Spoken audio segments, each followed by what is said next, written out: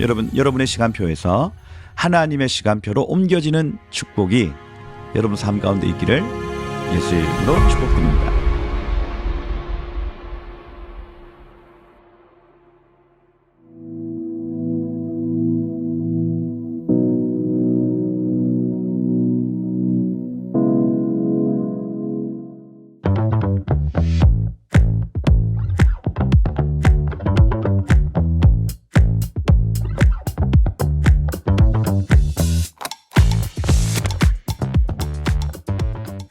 샬롬 친애하는 브래티비 여러분, 이번 주 토라 분량을 여러분과 나누고 이 말씀을 통해 하나님께서 여러분에게 전하고자 하시는 바를 나눌 기회를 주셔서 정말 감사합니다. 모든 유대인 가정에 함께 앉아 이번 주 말씀을 축하하고 이야기할 때 하나님께서 계시와 깊은 깨달음을 열어주실 것을 우리는 압니다. 여러분이 이 말씀을 듣고 성경을 읽을 때 하나님께서 새로운 계시로 여러분을 놀라게 하시기를 기도합니다. 그분은 항상 우리를 놀라게 하시니 그분의 영광과 우리에게 하시고자 하는 말씀으로요.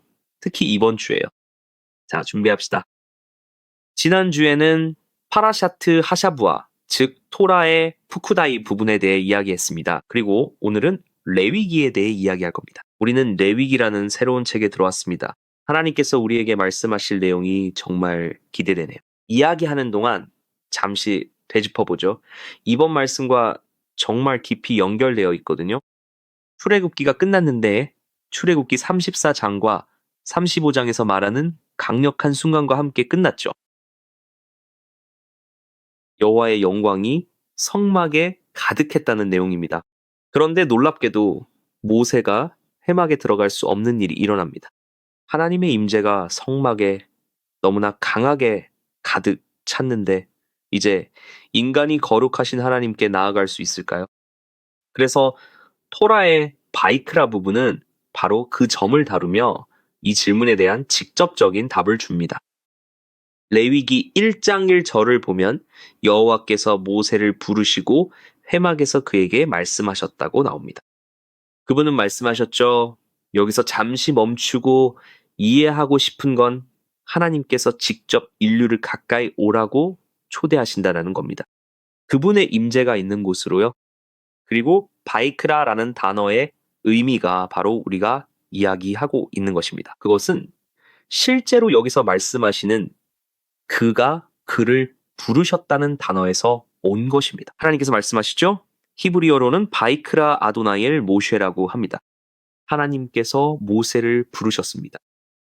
흥미로운 점은 하나님께서 관계를 간절히 원하신다는 것이고 이건 우리에게 매우 중요합니다. 하지만 하나님께서 먼저 그를 부르셨습니다. 아니고요. 모세가 그분께 나아가 전능하신 주여라고 한 게 아닙니다. 반대로 하나님께서 여기서 모세야라고 부르시는 거죠. 여호와께서 모세의 이름을 부르셨습니다. 전능하신 주 하나님께서 그의 이름을 부르십니다. 그리고 아시다시피 이에 대한 유대교적 통찰은 토라 두루마리에 마지막 글자인 알레프에 있는데 바이크라라고 할 때 알레프 즉 알파로 끝납니다. 그런데 아주 작게 쓰여 있습니다. 왜 그렇게 작게 쓰여 있을까요? 유대인 현자들은 이것이 무엇의 그림자라고 설명합니다. 모세의 겸손함에 대해서 말이죠. 모세는 명예나 지위를 탐하지 않았습니다. 하지만 하나님은 그렇게 겸손하게 걷는 자들을 부르십니다. 겸손하게 행하는 것이 중요합니다. 하지만 여기서 다시 한번 보게 됩니다. 신약과의 연결고리는 요한복음 15장 16절인데 너희가 나를 택한 것이 아니요 내가 너희를 택하였다고 하셨죠. 가끔 우리는 우리 자신의 선택으로 이 자리까지 왔다고 생각하지만 하나님은 내가 너를 택했다고 말씀하십니다. 너희가 나를 택한 게 아니라 내가 너희를 택해 나를 따르게 한 것입니다. 와! 그리고 다시 한번 하나님께서 그를 회막에서 부르셨다는 말씀에 주목하고 싶습니다. 이것은 매우 중요합니다. 생각해 보세요. 성막이 세워지기 전에는 하나님께서 여러 가지 방식으로 말씀하셨습니다. 하지만 이제 하나님은 성막 안에서 밖으로 말씀하십니다. 이것은 성막이 이제 하나님과 백성들, 즉 인류 사이의 만남의 장소임을 보여줍니다. 정말 놀랍죠? 여기서 일어나고 있는 일이 얼마나 중요한지 이해하는 것이 정말 핵심입니다. 그러니까 하나님은 더 이상 멀리 계시지 않습니다. 하나님과 모세만 있는 것이 아니라 완전히 다른 방식이 생긴 거죠. 그분은 자신의 백성을 만날 수 있는 장소를 원하십니다. 와, 이에 대한 유대인들의 이해는 성막을 종종 오헬 모에드라고 불렀다는 것입니다. 저를 따라 해보시겠어요? 오헬 모에드, 만남의 장막이라는 뜻입니다. 와, 이곳은 말 그대로 하늘과 땅이 함께 만나는 장소입니다. 지난 토라 포션에서 이야기했듯이 그것은 하늘의 반영이기 때문입니다. 그것이 하나님께서 그것을 보시는 방식입니다. 그리고 이어서 이 절을 읽어보면 이스라엘 자손에게 말하여 이르라 너희 중에 누구든지 여호와께 예물을 드리려거든 가축 중에서 소나양으로 예물을 드릴지니라고 되어 있습니다. 토라에 묘사된 첫 번째 제사는 올라입니다. 함께 말해볼까요? 올라, 바로 번제입니다. 동물 전체를 제단에 올려놓고 남김없이 완전히 태웠는데 그것이 매우 중요했습니다. 그리고 이 희생은 하나님 앞에서의 완전한 굴복을 의미합니다. 이제부터 모든 것은 그분의 것입니다. 즉, 여러분이 동물을 가져와 하나님 앞에 제물로 바칠 때를 말합니다. 이에 대한 유대교의 가르침인 랍비 문헌에 따르면 번제는 창조주에 대한 온전한 헌신을 상징한다고 합니다. 심오하네요. 여기서 핵심 구절은 사실 구절입니다. 내장과 정강이는 반드시 물로 깨끗하게 씻어야 하며 그리고 제사장은 그 모든 부분, 즉 내장과 정강이를 포함한 제물 전체를 제단 위에서 남김없이 불살라야 한다고 되어 있죠. 이는 번제라 화제며 여호와께 향기로운 냄새니라. 여기 적힌 내용이 정말 흥미롭네요. 여기서 핵심 문구는 향기로운 냄새입니다. 향기란 일종의 냄새죠. 아시다시피 향기, 즉 냄새라는 표현은 성경에서 반복해서 계속 등장합니다. 그것은 하나님을 기쁘시게 하는 예배를 상징합니다. 우리의 생각이 아니라 하나님을 기쁘시게 하는 것이죠. 에베소서 5장의 절을 보면 그리스도께서 우리를 사랑하셔서 우리를 위해 자신을 버리사 향기로운 제물이 되셨다고 합니다. 이것은 다시 한번 그분을 기쁘게 하는 어떤 향기가 있음을 의미합니다. 물론 사람마다 드리는 제물은 다릅니다. 이 장 전체를 계속 읽어 내려가다 보면 아주 구체적인 내용들이 많이 나옵니다. 하나님께서 제사를 위해 다양한 동물을 허용하셨다고 나오죠. 여러 사례가 있습니다. 수소일 수도 있고 양이나 염소, 심지어 새일 수도 있습니다. 누구나 자신이 가져올 수 있는 동물이 있었습니다. 왜 동물의 종류가 다를까요? 모든 사람의 경제적 형편이 같지 않았기 때문입니다. 그리고 이건 하나님께서 누구는 더 가졌고 누구는 덜 가졌음을 이해하시면서도 하나님 앞에서는 모든 것이 평등하다는 점이 꽤 흥미롭습니다. 하나님은 사람들이 동물을 가져올 때 그 마음을 보길 원하셨습니다. 양이나 염소를 드리는 것과 새를 드리는 것 사이에는 큰 차이가 있죠. 새는 훨씬 작고 저렴하며 누구나 마련해서 가질 수 있는 것입니다. 다시 말하지만 앞서 말했듯 모두의 형편이 같지 않았기에 가난한 사람은 비둘기를, 심지어 산비둘기를 가져올 수 있었습니다. 왜 비둘기일까요? 비둘기는 어디서나 찾을 수 있기 때문입니다. 그리고 부유한 사람은 아까 말했듯이 수소를 가져올 수도 있겠죠. 크고 웅장하며 정성을 많이 들여 키운 동물을 가져올 수 있습니다. 하지만 다시 말하지만 하나님은 재산으로 예배를 측정하지 않으십니다. 하나님은 드리고자 하는 마음을 소중히 여기시며 여러분이 얼마나 드릴 준비가 되었는지 확인하십니다. 이에 대한 유대교적 해석인 탈무드에서는 많이 드리든 적게 드리든 중요한 것은 마음의 지향점이라고 말합니다. 다시 한번 우리는 하나님께서 무엇보다 마음을 보신다는 것을 알 수 있습니다. 그리고 많은 사례들을 신약 성경에서도 볼 수 있죠. 예수님은 항상 사람들의 마음을 살피셨습니다. 성전에서 2 렙돈을 바친 과부의 경우나 영생을 얻으려면 무엇을 해야 하는지 묻는 부자 청년에게 모든 것을 팔라고 말씀하셨을 때처럼 말이죠. 그분은 사람들의 마음을 확인하고 계셨던 겁니다. 그래서 다시 한번 하나님과 예수님이 한 분이라는 것을 알 수 있습니다. 그분들은 여러분이 무엇을 가져오는지 그리고 어떤 마음으로 가져오는지에 관심을 두십니다. 따라서 소제는 감사를 통해 드리는 예배입니다. 그리고 레위기 2장으로 넘어가면 이렇게 나옵니다. 누구든지 여호와께 소제의 예물을 드리려거든 고운 가루로 예물을 삼아 그 위에 기름을 붓고 또 그 위에 유향을 놓아. 여기서 예물을 뜻하는 히브리어 단어를 보면 민하라고 합니다. 따라해 보시겠어요? 민하. 여러 언어에서 하 발음이 어렵다는 걸 알지만 민하는 우리가 드리는 예물을 뜻합니다. 즉 곡식으로 드리는 소재인 것이죠. 여기서 고운 가루와 기름 그리고 여러 다른 것들을 볼 수 있습니다. 이것은 사실 성전에서 이루어지는 하나님의 일상적인 사역에 대한 감사와 헌신을 상징합니다. 아시다시피 곡식은 인간의 노동으로 생산된 것이었습니다.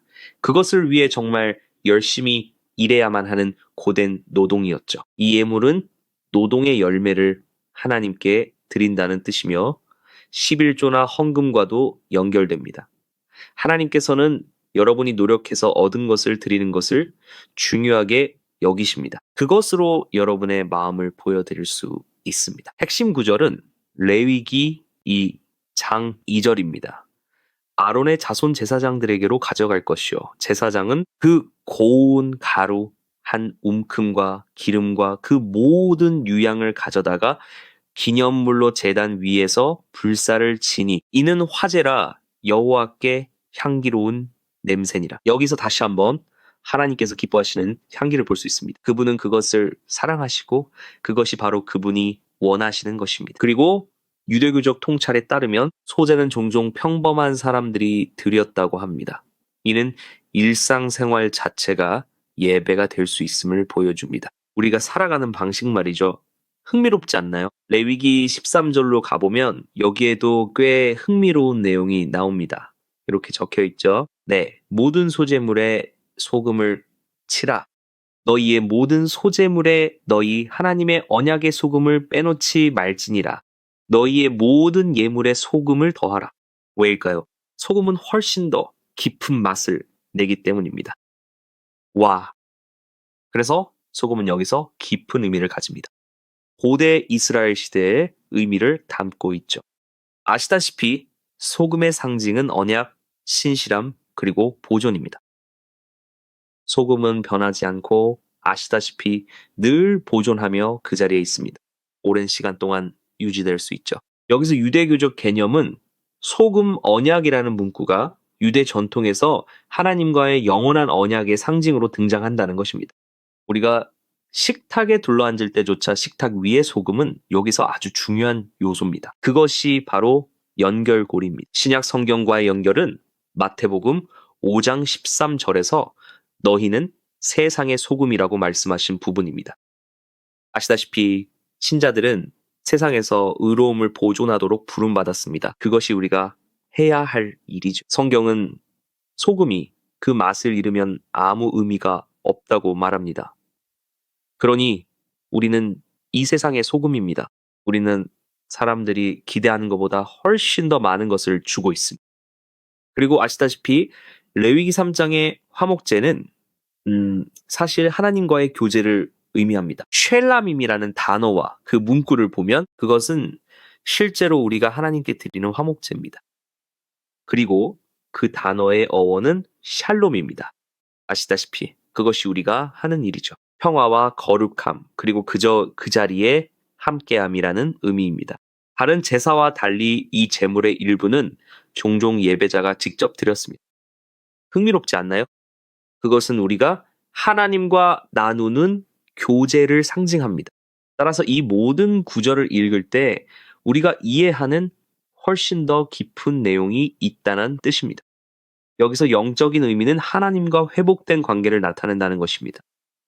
하나님은 백성들을 예배로 초대하실 뿐만 아니라 그분 앞에서 함께 식사하도록 초대하십니다. 와, 정말 깊은 의미네요. 레위기 3장 5절에서도 정말 중요한 말씀을 하고 있는데 이렇게 기록되어 있습니다. 아론의 자손들은 그것을 제단 위 불붙은 나무 위에 있는 번제물 위에서 살을 지니 이는 화제라 여호와께 향기로운 냄새니라. 정말 놀랍습니다. 그리고 로마서 5장 1절을 보면 주 예수 그리스도가 우리의 완벽한 희생 제물이 되셨기에 우리가 그분을 통해 하나님과 화평을 누린다고 되어 있습니다. 아시다시피 이번 토라 부분에는 이 부분에만 총 5개의 장이 포함되어 있습니다. 보통은 2-3장 정도인데 이번에는 5장이나 되니 꽤 많은 분량이죠. 많은 내용을 다루고 있는데요. 먼저 재물에 대한 이야기로 시작해서 그 다음 2번째 포인트로 넘어가 죄에 대해 보여주고 설명합니다. 좋습니다. 이제 레위기 4장으로 넘어가 보겠습니다. 여기 히브리어 원문으로 읽어보면 전반적으로 하타트, 즉 죄, 속죄제에 대해 말하고 있습니다. 따라해 보실래요? 하타트, 헤트. 발음이 좀 어렵죠. 그래서 지금 우리는 속죄제에 대해 이야기하고 있습니다. 이 제사는 누군가 실수로, 부지 중에 죄를 지었을 때 드려야 했습니다. 고의로 지은 죄가 아니더라도 여기서 얻을 수 있는 영적 교훈은 우리가 모르는 사이에 지은 죄조차 하나님과의 관계에 영향을 미친다는 것입니다. 얼마나 많은 죄를 지을까요? 살다 보면 죄를 지으려 의도하거나 생각지도 않았는데 그냥 죄를 짓게 되는 경우가 있습니다. 그래서 거룩함이 중요한 겁니다. 하나님은 죄를 정말 엄중하게 다루십니다. 물론 그리스도의 완벽한 희생이 있기 전 그 당시에는 지은 죄마다 제물을 가져와서 자신의 죄와 행한 모든 일에 대해 희생 제사로 드려야만 했습니다. 만약 우리가 예수님의 희생 없이 지금 살고 있다고 상상해 보십시오. 죄를 지을 때마다 매번 무언가를 희생시켜야 했을 겁니다. 그건 정말 말도 안 되는 일이죠. 우리가 지금 이 은혜를 누릴 수 있게 하신 하나님과의 언약에 감사드립니다. 여기서 제가 말씀드리고 싶은 핵심 구절은 2장의 31절입니다. 화목 제물의 기름을 떼어낸 것 같이 그 모든 기름을 떼어낼지니라 라고 되어 있죠. 제사장이 그것을 제단 위에서 불살라 여호와께 향기롭게 할지니라 이 구절이 다시 한번 등장합니다. 이같이 제사장이 그를 위하여 속죄한즉 그가 사함을 받으리라. 여기서 속죄란 우리에게는 대속죄일이 있습니다. 우리가 모든 죄를 기억하며 그 죄들을 하나님 앞에 희생 제물로 드리는 날이죠. 유대교적 관점에서 속죄란 인간과 하나님 사이에 깨진 관계를 회복하는 것을 의미합니다. 오늘날 이스라엘에서는 1년에 한 번만 행해지지만 예수님께서 우리와 우리의 죄를 위해 매일 드려주시는 이 희생 제사가 있음에 하나님께 감사드립니다. 그러니 1년에 단 한 번뿐인 것이 아니라 항상 일어나야 하는 일인 것이죠. 여기서 신약 성경과 연결되는 부분은 요한일서 1장 7절입니다. 거기엔 예수의 피가 우리를 모든 죄에서 깨끗하게 하신다고 기록되어 있습니다. 와, 그러니 예수 그리스도께서 우리를 위해 치르신 그 희생에 대해 하나님을 찬양합시다. 예슈와 하마시아흐 그 완전하신 분이 자신을 희생하셨기에 저와 여러분은 매번 희생 제물을 드려야만 하는 그런 굴레에 더 이상 얽매이지 않게 되었습니다. 하나님은 이미 우리를 용서하셨지만 그렇다고 해서 우리가 그것을 당연하게 여겨서는 안 됩니다. 우리는 인간이기에 넘어지고 죄를 짓기도 한다는 뜻이죠. 하지만 그분이 이 언약을 위해 여러분을 대신해 자신을 희생하셨다는 사실을 기억하는 것이 중요합니다. 와, 그리고 5장으로 넘어가면 사실 속건제에 대한 내용이 나옵니다. 그것은 피해를 보상하는 것인데 여기서 쓰인 단어는 따라해볼까요? 하셴, 즉 죄가 있는 사람을 뜻하는 속건제입니다. 이것은 속건제입니다. 이 제사는 누군가가 해를 끼쳤을 때 해서는 안 된다는 것을 알면서도 어떤 일을 저질렀을 때 드려졌습니다. 아시다시피 여기에 포함된 요건은 자백과 희생 제사 그리고 대상입니다. 그것을 원상태로 돌려놓아야 하죠. 5장의 핵심 구절은 16절인데 실제로 그 부분에 대해 이렇게 말하고 있습니다. 성물에 대하여 잘못을 저질렀을 때는 그것을 보상하되 그 가치의 5분의 1을 더하여 제사장에게 주어야 한다고 말이죠. 그러면 제사장이 그 속건제의 수향으로 그를 위하여 속죄한즉 그가 사함을 받으리라. 와, 여기서 유대교의 원리가 꽤 흥미롭게 작용하고 있네요. 진정한 회개에는 실제로 피해를 복구하는 과정이 포함되며 그 방법 또한 중요합니다. 단순히 말로만 하는 것이 아니라 직접 행동으로 옮겨야 하는 부분도 있다는 것이죠. 신약 성경의 예로는 누가복음 19장 8절에서 삭개오가 자신이 훔친 것을 되돌려준 장면이 있습니다. 이것은 우리가 그리스도, 즉 예수와를 통해 얻게 되는 회복의 길을 상징합니다.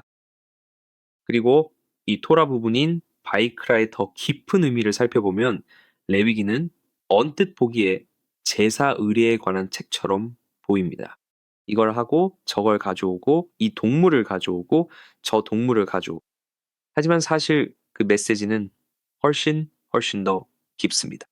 하나님은 거룩하시지만 인류가 우리에게 가까이 올 수 있는 길을 마련해 주신다는 거죠. 여기서 핵심 아이디어이자 모든 것의 이해는 제사가 벌을 주는 것이 아니라는 점입니다.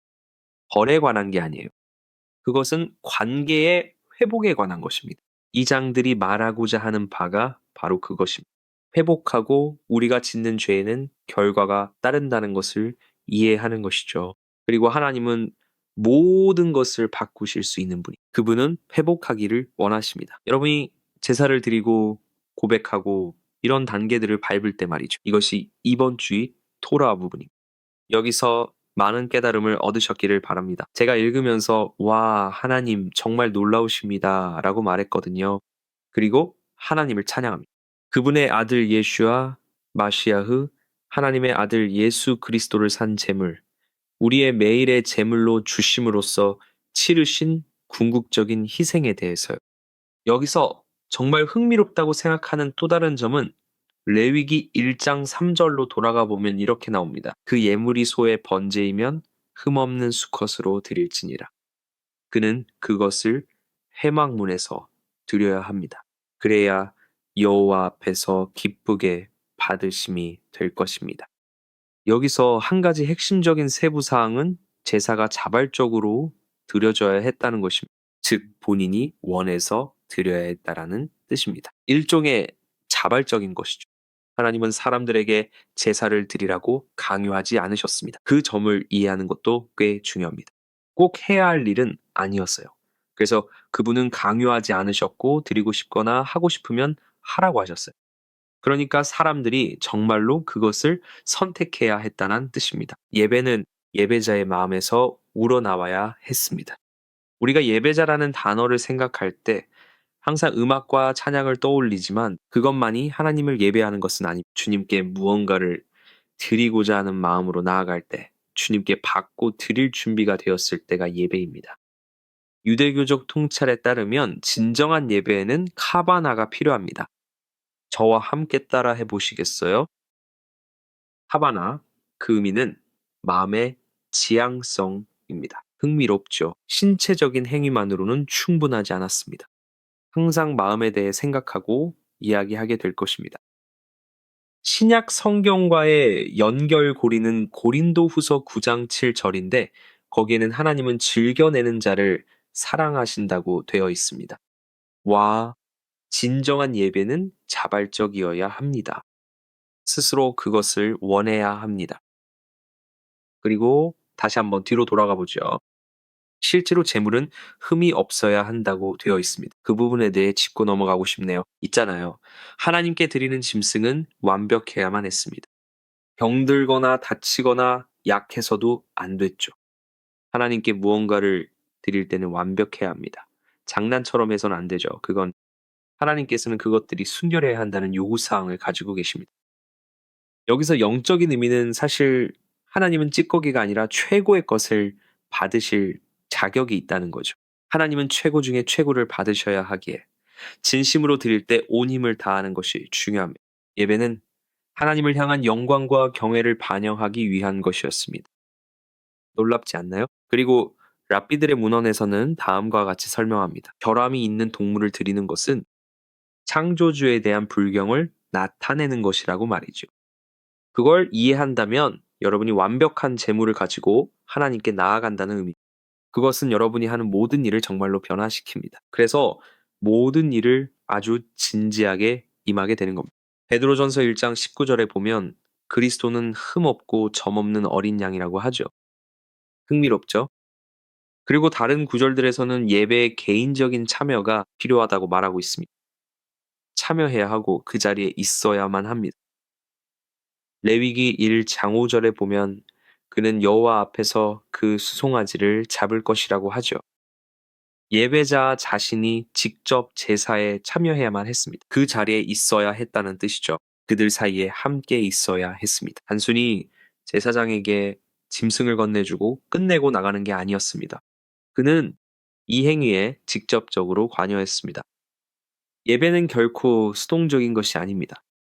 하나님께 나아가는 사람은 이 모든 행동에 직접적으로 참여해야 합니다. 신약 성경 로마서 6장 23절에 보면 죄의 삭은 사망이라고 하죠. 그러니까 여러분이 죄의 심각성을 이해하고 나아갈 때를 의미하는 것. 그저 제사장에게 제물을 주고 떠나며 죄사함을 받았다고 하는 게 아니죠. 여러분은 그곳에 있고 함께 서서 행동하며 참여하는 겁니다. 이건 여러분의 삶이니까요. 지금 우리는 다른 사람이 아니라 바로 여러분의 이야기를 하고 있습니다. 올바른 방법으로 하는 것이 중요하다는 뜻이죠. 그리고 제가 읽을 때마다 항상 생각하게 되는 또 다른 점이 있습니다. 제단의 불은 하나님의 수납을 상징한다고 되어 있습니다. 제사제도에서 아시다시피 제물은 제단 위에 놓여 불태워졌습니다. 우리가 읽어온 레위기 장구절에 나와 있듯이 말이죠. 그러니까 음, 이것은 번제이며 화제로 드리는 제사이고 여호와께 향기로운 냄새입니다. 그리고 고대 유대인들의 해석에 따르면 제단 위의 불은 하나님께서 제물을 받으시는 것을 상징합니다.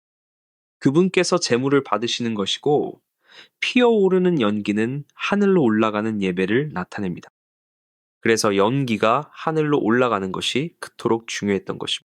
와, 예배란 하나님을 향해 위로 솟아오르는 것을 의미했습니다. 정말 놀랍지 않나요, 여러분? 그때 우리는 하나님의 불이 정결하게 하며 여러분이 드리는 완벽한 희생 제물이 된다는 것을 알게 됩니다. 그리고 아시다시피 제사장이 제단 주위에 피를 뿌렸다면 그것 또한 중요하다고 생각하는데 피는 항상 언약과 연결되어 있기 때문입니다. 여러분이 맺는 모든 언약에는 나누어지는 피가 있습니다. 그러니까 피가 제단을 둘러쌌고 그것이 우리가 하나님께 드리는 방식이었습니다. 그것은 제단이 생명의 상징으로 덮인 장소가 되었음을 상징하는데 인간에게 피는 곳 생명이기 때문입니다.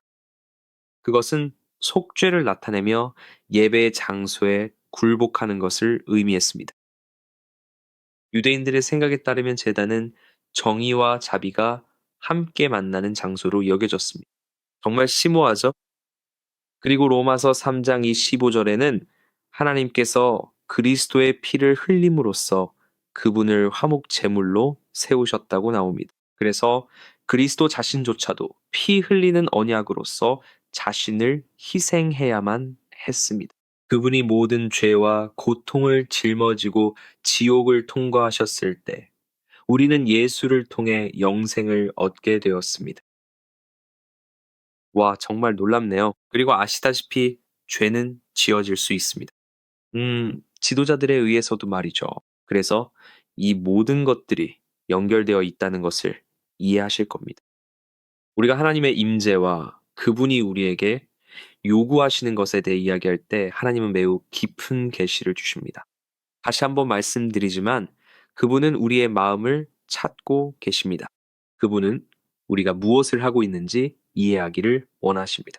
오늘날 우리는 예전처럼 이런 제사로부터 자유롭지만 시작과 이유를 이해하고 예수님께서 왜 그 일을 하셨는지, 왜 단번에 자신을 희생하셨는지 이해하는 것이 중요합니다.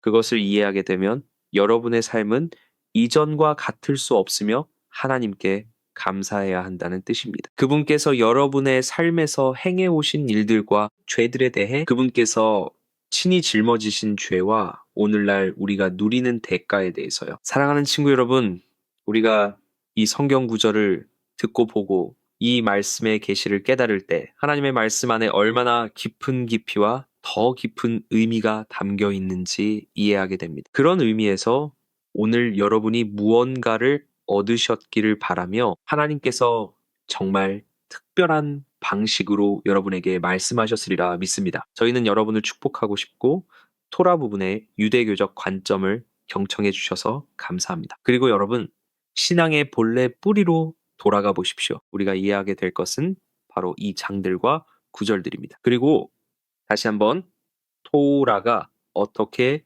예수님과 연결되어 있는지, 그리고 서로가 없이는 존재할 수 없음을 보게 됩니다. 축복 가득한 한 주 되시길 바라며 이스라엘에서 축복을 전합니다.